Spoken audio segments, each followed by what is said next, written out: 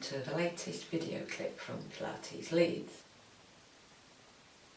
So what I wanted to do with these mini clips was just show you how you can take a small amount of time and put together some exercises so you've got a bit of extra movement in your daily routine.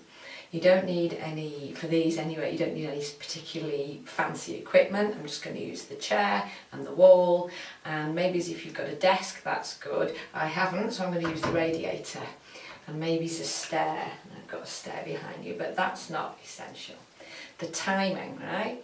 Don't let the timing be a barrier. If you've got 5 minutes, use 5 minutes.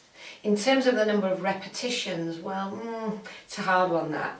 Maybe, shall I say, as an introductory offer, go for 6 to 8 repetitions of each thing, but maybe you'll do less, or maybe more. And if it stretches, aim to hold for 10 to 15 seconds, and then you can flow on stretch into the next one. But really experiment. You can use 5 minutes really efficiently if you kind of think through and plan what you're going to do.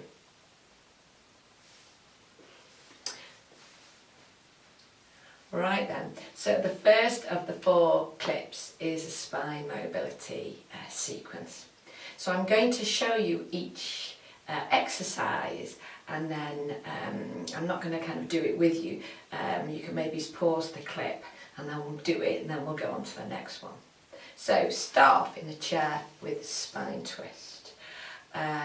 Just a basic postural cue. You want to be sat tall in the chair with a gap between you and the back. Arms, well, there's loads of different arms for spine twist. I'm going to go for Genie of the lamp arms. And then you're going to rotate your upper body. Advantage of doing this exercise in seated is it fixes the pelvis, so you only move the upper body. So that's the first one, so that is spine twist. Second one, seated pelvic tilt. So you can see me, I'm going to change the chair.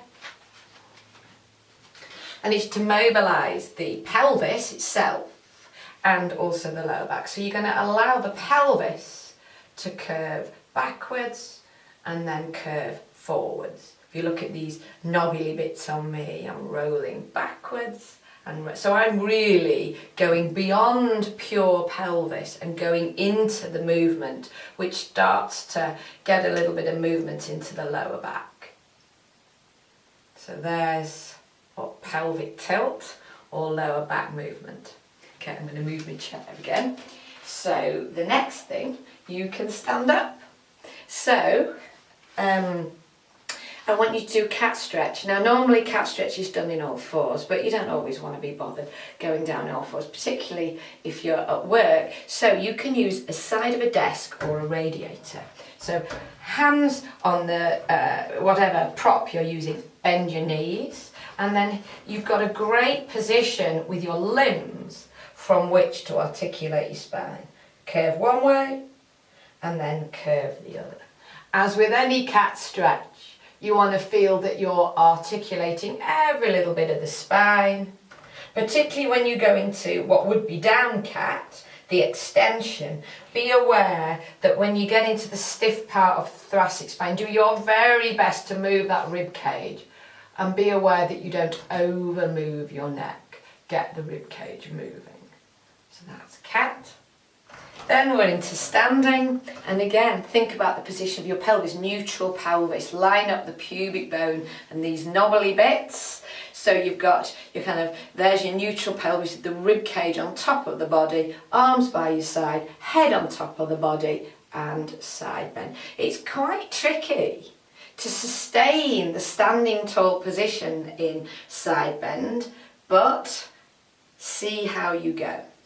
And then if you want to stretch your back from this position, you can go into roll down, sequential curve. Now if you get a bit of back pain, if you know when you're bending down to garden, or if you're if you're bending down to, I don't know, load the dishwasher or something, that might be too much for you. So you can use the chair as a prop here, and just allow yourself to curve down and have the support of the chair, and you can still do a little bit of a curve, a little bit of a stretch, but it's not so loaded.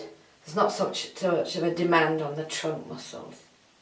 You can also do that with a wall, and my parting shot is another wall exercise. So while I'm on the subject of walls, you can do a wall roll down. So you sit into the legs, so the legs are bent, so the legs and the bottom are supporting you, and then you can articulate the spine into flexion. You can curve that way, bit by bit by bit. When you get to the point where your sacrum, the pelvis is moving, stay put and back the way you came.